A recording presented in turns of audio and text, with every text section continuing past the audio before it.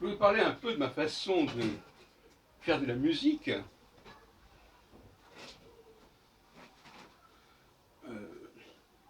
Pour moi, la musique, le piano en l'occurrence, c'est une question, mais le sifflement aussi. Il faut avoir la mémoire des mouvements et du temps de ces mouvements. Par exemple, moi, je ne connais absolument pas les notes de piano. Je ne sais absolument pas si j'appuie sur un do, un ré, un mi, ça m'est totalement extérieur à ma façon de travailler.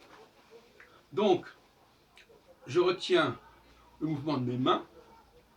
Je peux revenir au même point parce que je me souviens du temps que j'ai mis pour aller à tel endroit, de la distance de mes mains pour revenir sur la même touche, et je me souviens aussi du temps qui s'est intercalé entre deux sons, etc.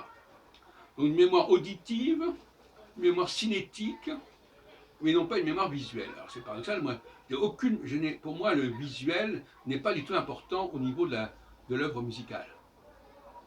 Parce que, effectivement, on peut me voir jouer, donc on peut voir mes mains, donc c'est visuel. Mais c'est du non-verbal. Non seulement c'est du non-verbal, c'est du non-visuel. Et je crois que l'enfant, à un certain moment, il n'est même pas dans le visuel. Il est dans le tactile et dans l'audition. Ben bon, on pourrait discuter longuement sur ces questions.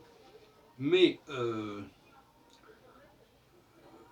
je viens de jouer un morceau que je viens d'enregistrer d'ailleurs, que vous pouvez écouter dans cette journée, et 17 juin 2020, je crois. Eh bien, mes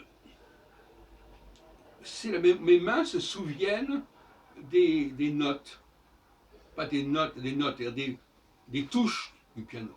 Elles se souviennent des touches du piano. Et je pense que d'une certaine manière, les gens qui n'ont pas cette mémoire dont je viens de parler, ils n'ont pas d'autre recours que d'utiliser les partitions avec la notation, etc. Mais c'est pas, ils font de nécessité vertu en quelque sorte.